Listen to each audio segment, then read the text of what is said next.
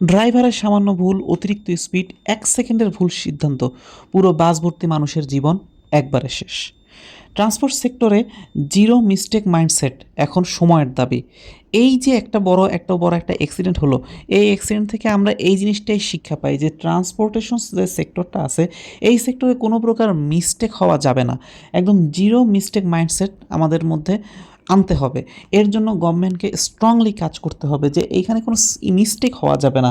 তাছাড়া যে সেফটি যে সিস্টেমগুলো থাকে, সেই সেফটি সিস্টেমগুলোতে গভর্নমেন্টের আরও স্ট্রংলি নজরদারির মধ্যে আনতে হবে।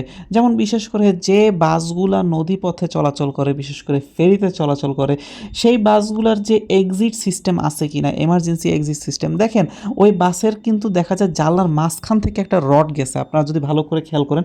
এখন বর্তমানে ম্যাক্সিমাম বাসে কিন্তু এই সিস্টেমটা দেওয়া থাকে, জানলার মাঝখানে একটা রড দেওয়া থাকে। এই রডটা কেন দেওয়া থাকে? ম্যাক্সিমাম বাসে কিন্তু পর্দা থাকে, এই পর্দাগুলো উড়ে যায়। যাতে না উড়ে এর জন্য তারা ওই রডের ভিতরে ঢুকিয়ে রাখে, ওই রডটার ভিতরে পর্দাগুলো ঢুকিয়ে রাখে, তাহলে এই পর্দাগুলো উড়ে না।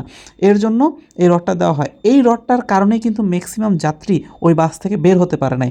তো এমার্জেন্সি এক্সিট সিস্টেমটা খুবই ইম্পর্টেন্ট, এরকম প্রতিবন্ধকতা থাকা যাবে না। দ্বিতীয়ত হচ্ছে গিয়ে যদি উইন্ডো লক সিস্টেম থাকে, তাহলে উইন্ডো ব্রেকিং সিস্টেম প্রত্যেকটা বাসের ওই যে গ্লাসের পাশের মানে বারে অবশ্যই থাকতে হবে window braking system, glass breaking সিস্টেমটা।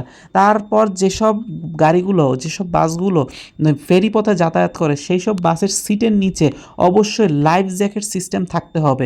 যদি লাইফ জ্যাকেট সিস্টেম তারা সিটের নিচে না দিতে পারে, তাহলে হচ্ছে গিয়া ওই যে প্রেশার লাইফ জ্যাকেট সিস্টেম যেগুলো আছে, সেগুলো বাসে যাত্রী ওঠার সাথে সাথে তাদেরকে দিতে হবে। যে বাসগুলো নদীপথ ব্যবহার করে, সেই বাসগুলো ড্রাইভার এবং হেল্পার কোয়ালিফাইড কিনা, এটা সরকারকেই যাচাই করতে হবে।